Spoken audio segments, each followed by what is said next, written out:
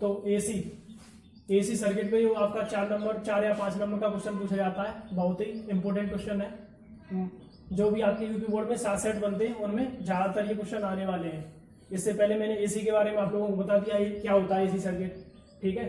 तो इस सर्किट को देखिए, जो ये सर्किट दिया गया है, एल का मान 0.1 हेनरी दिया गया है, आर ये आपका आर होगा, ठीक है, और ये आपका एल है।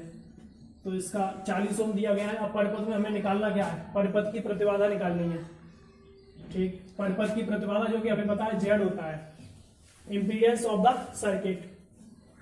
अमीटर का मान बताना, यहाँ पे हमारा अमीटर लगा हुआ है, तो इस सर्किट से जो यहाँ से जो करंट जाएगी उसका मान निकालना है, ठीक है। अमीटर की रीडिंग बतानी है, शक्ति गुणांक जिसे बोलते हैं इंग्लिश में पावर फैक्टर, ठीक है, इसको निकालना है। तो सबसे पहले हम देखेंगे कैसे निकालेंगे। जेड के लिए एक फॉर्मूला होता है आरएलसी सर्किट के लिए, ठीक है, आरएलसी परिपथ के लिए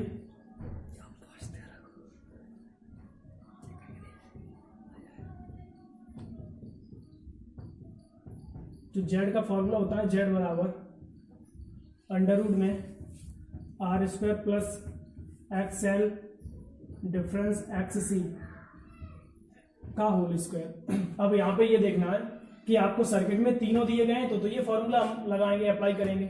2 दिए गए तो किसी एक को हटा देंगे जो नहीं दिया गया होगा। तो इस परिपथ में देखें एल है और आर है, हमारा सी नहीं है, तो सी को हम यहाँ से कैंसिल कर देंगे, ठीक है। ये पूरा है एक्सएल डिफरेंस एक्ससी का होल स्क्वायर था, अब ये हट जाएगा, तो ओनली एक्सएल का होल स्क्वायर हो जाएगा, एक्सएल, क्योंकि एक्ससी को गायब कर देंगे, ये है, ठीक है। तो इस जेड को निकालना है, जेड को निकालने के लिए आर का स्क्वायर प्लस एक्सएल का स्क्वायर,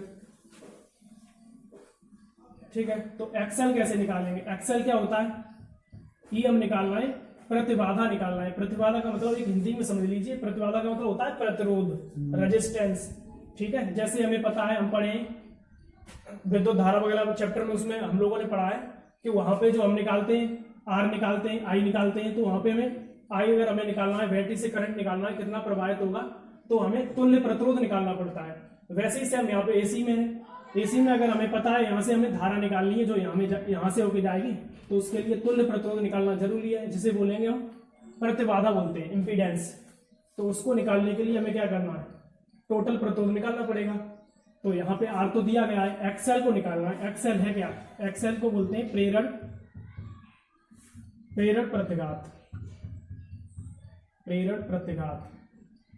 इंडक्टेंस रिएक्टेंस होता है। तो एक्सएल बराबर फॉर्मूला होता है एक्सएल बराबर ओमेगा एल, बट हमें एल की वैल्यू दी गई है, ओमेगा नहीं दिया गया है, तो ओमेगा कहां से निकालेंगे, तो हमें यहाँ पे प्रत्यावर्ती वोल्टेज अल्टरनेटिंग पोटेंशियल का इक्वेशन गिवन है, ठीक है, B equal to 200 sin 300t। तो इससे हम क्या करेंगे, ओमेगा निकालेंगे। तो इस इक्वेशन की तुलना करेंगे हम, B equal to V0 sin omega t, ठीक है। ये वाला जो इक्वेशन दिया गया है इसकी हमें इससे तुलना करनी है। B बराबर होता है V0 sin ओमेगा t, तो ओमेगा t बराबर कितना है, यहां से देख लो। पहले यहां से V0 बराबर अगर देखें तो V0 बराबर हमारा 200 आ जाएगा, 200 वोल्ट। V0 है क्या, प्रत्यावर्ती विभवांतर का अधिकतम मान होता है, ठीक है, peak value of the alternating potential. और हमें निकालना है ओमेगा निकालना है, तो यहां से देख सकते हैं ओमेगा टी साइन के बाद क्या है 300t है, तो ओमेगा टी बराबर हो जाएगा 300t, ठीक है। टी से T cancel, omega equal to आ जाएगा 300। ओमेगा है क्या, ओमेगा होता है जो हमारा ये परिपथ है, ठीक है, तो उसे इस परिपथ की कोणीय आवृत्ति बोल सकते हैं या कोणीय वेग बोल देते हैं, ठीक है। तो ओमेगा बराबर मात्रा क्या हो सकता है इसका, रेडियन पर सेकेंड, ठीक है। ये ओमेगा हो गया, तो ओमेगा एक्सएल बराबर है क्या, ओमेगा एल। तो यहाँ पे मिल गया ओमेगा का मान हमें मिल गया 300, एल का मान मैंने लगा दिया 0.1। तो ये हमारा पॉइंट से यहाँ से एक जीरो कैंसिल हो जाएगा, तो 30 जो कि हम एक्सएल निकाल रहे हैं क्या, ये प्रतिरोध है, तो मात्रा क्या हो जाएगा, ओम। 300 ओम आ गया, वो सॉरी 30 ओम आया है, 30 ओम ये आ गया, और ये हमें 40 ओम दिया गया है। अब फॉर्मूला हमारा क्या है, जेड निकालने के लिए इसमें लगा देंगे, दोनों का मान यहां लगा देते हैं। आर की वैल्यू 40 का होल स्क्वायर, एक्सएल की वैल्यू 30 ओम, तो 30 ओम है, इसका भी स्क्वायर कर देते हैं, तो ये हमें मिल जाएगा यहाँ पे 4 का वर्ग हो गया 16, और ये 00 प्लस 900, यानी कि दोनों को जोड़ेंगे 2500 इक्वल टू कर निकालेंगे तो 50 ओम आएगा। 50 ओम, ये क्या आया है, मेरा जेड आ गया। बस जेड हमें निकालना था, तो जेड हमारा कितना निकल के आया, 50 ओम आ गया। तो पहले का आंसर क्या हो जाएगा, यहाँ पे लिख सकते हैं 50 ओम। प्रतिबाधा कितनी आई है, यानी ये जो परपथ दिया गया था उसकी प्रतिबाधा, इंपीडेंस हमने निकाली है एसी सर्किट की, तो वो कितनी निकल के आ रही है, 50 ओम। अब हमें निकालना है अमीटर में करंट कितना फ्लो होगा, यानी अमीटर कितनी रीडिंग बताएगा। तो उसके लिए हमें क्या करना है, हमें आई बराबर फॉर्मूला होता है V अपॉन आर, वैद्युत की परिभाषा से देखें, ठीक है, आई बराबर V अपॉन आर होता है, तो V यानी आर हमें पता होना चाहिए, ठीक है। तो आर टोटल हमने यहाँ पे निकाल लिया। अब अमीटर में हम करंट भी निकाल सकते हैं कितना जाएगा, तो उसके लिए क्या करना है, आगे देखते हैं, ठीक है, हटाते हैं यहाँ से,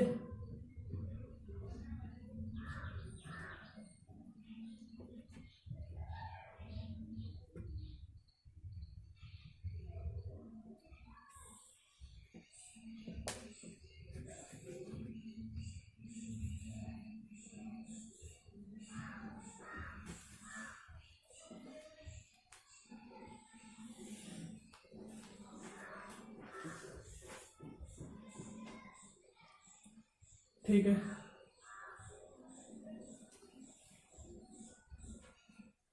तो हमें यहां से इसमें करंट निकालना है आई, ठीक है, वो आई को हम यहां पे बोल देंगे IRMS, ठीक है। IRMS का मतलब होगा धारा का वर्ग माध्य मूल मान, जो कि यहां से आई का मान, इसका निकालने के लिए फॉर्मूला क्या है हमारे पास, IRMS इक्वल टू होता है आई बराबर V अपॉन आर, ठीक है। तो यहाँ पे IRMS ले रहे हैं, तो RMS यहाँ पर भी लगाना पड़ेगा, अपॉन में जेड, ये हमें पता है आई बराबर क्या होता है, V अपॉन आर, इससे किया है। IRMS लेंगे तो VRMS अपॉन जेड करना पड़ेगा, वहां पे प्रतिरोध होता है, यहाँ पे प्रतिबाधा होती है, ठीक है, जेड। अगर हमें पूछा जाएगा I0 की धारा का अधिकतम मान बताइए, तो I0 इक्वल टू कर देंगे हम V0 अपॉन में जेड।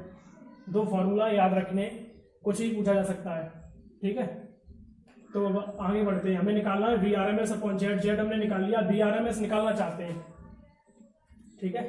तो हमें IRMS दिया गया, यहाँ पे V0 दिया गया था, ठीक है, ये V0 का मान है, V0, क्योंकि हमें यहाँ से तुलना करके देख सकते हैं V बराबर V0 साइन ओमेगा टी, तो यहाँ पे V0 का जो मान मिला हमें मिल गया 200, ठीक है। अब हम निकालना क्या चाहेंगे, VRMS निकालना चाहेंगे, क्योंकि हमें मान निकालना है IRMS का। तो VRMS हमने एक रिलेशन पढ़ा हुआ है, VRMS और V0 में क्या होता है, तो उसको देखेंगे।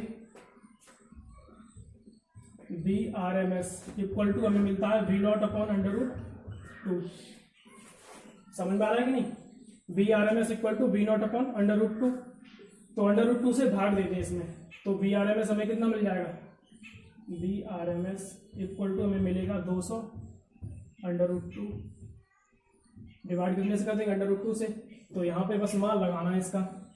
तो I0 इक्वल टू V0 का मान कितना है 200, वो सॉरी नॉट क्यों लगाएंगे, नॉट तो निकालना ही नहीं है, ये तो मैंने बता दिया बेसिक के लिए, कुछ भी पूछा जाए हमें निकालना है IRMS। यहाँ पे ये देखना है कि जो अमीटर जो लगा हुआ है वो किसकी रीडिंग बताएगा, V0 की रीडिंग बताएगा कि VRMS की बताएगा। इसके लिए ये है, जो V0 होता है वो अधिकतम मान होता है धारा का, ठीक है। आपको पता होगा 1 सेकंड में धारा का मान 2 बार अधिकतम होगा और 2 बार न्यूनतम हो जाएगा, एक चक्कर कंप्लीट करने में होता है, ठीक है। तो उसी के हिसाब से यहाँ पे देखेंगे जो IRMS जो आएगा, कि IRMS का मान तुम्हें बताना है यहाँ पे, ठीक है। तो यहाँ पे वैल्यू लगाएंगे इसका, कैसे करना है, IRMS इक्वल टू VRMS का मान क्या है 200 डिवाइडेड बाई √2 इंटू जेड का मान मैंने 50 निकाला है, यहाँ से ये काट दिया 4 बार, ठीक है। तो IRMS इक्वल टू 4/√2, इसको हम क्या लिख सकते हैं, 2/√2 लिख सकते हैं, ठीक है। और करंट है तो ये एम्पियर, ये हो गया सिंपली, ठीक है। थर्ड वाला बहुत ही सिंपल है, जो अमीटर जो रीडिंग देगा वो कितने का देगा, 2/√2 एम्पियर। अब थर्ड हमें निकालना है शक्ति गुणांक, यानी जिसे बोलते हैं पावर फैक्टर। फॉर्मूला होता है cos फाई, शक्ति गुणांक यानी cos फाई।